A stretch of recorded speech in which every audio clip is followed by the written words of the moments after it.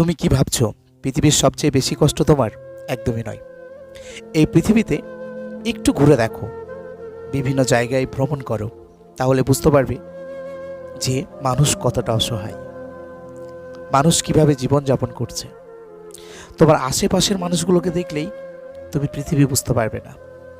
এই পৃথিবী সম্পর্কে জানতে হলে তোমাকে পৃথিবী ঘুরতে হবে, পৃথিবীর বিভিন্ন স্থলভাগ জলভাগ পরিদর্শন করতে হবে, তাহলে তুমি বুঝতে পারবে পৃথিবীটা কেমন, পাহাড়ের মানুষগুলো কিভাবে জীবনযাপন করছে, কিংবা বরফের দেশে মানুষগুলো ওই সময়টা কিভাবে অতিবাহিত করছে। কোথাও আবার প্রাণীরা খাবার না পেয়ে মারা যাচ্ছে।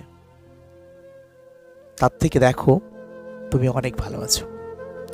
জীবনে মাঝে মাঝে নিজেকে দোষারোপ করতে যেও না, মাঝে মাঝে এটা ভাবতে থাকো, ইয়াস, আমি অনেক ভালো আছি। এবং পরিকল্পনা এমন করো, পৃথিবী সম্পর্কে তোমার ধারণা বদলে যাবে।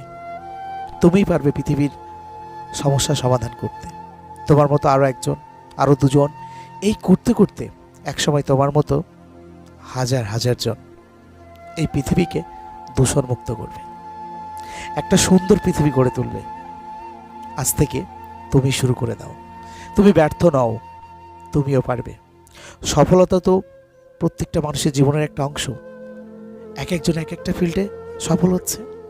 যে বিষয়ে তুমি পারদর্শী, যেটা তুমি খুব সহজেই করতে পারো, তুমি সেই বিষয়টা নিয়ে গবেষণা করো, তুমি সেটাকেই ডেভেলপ করো যতটা পারবে। দেখো তুমি সেটাতেই সফল হবে।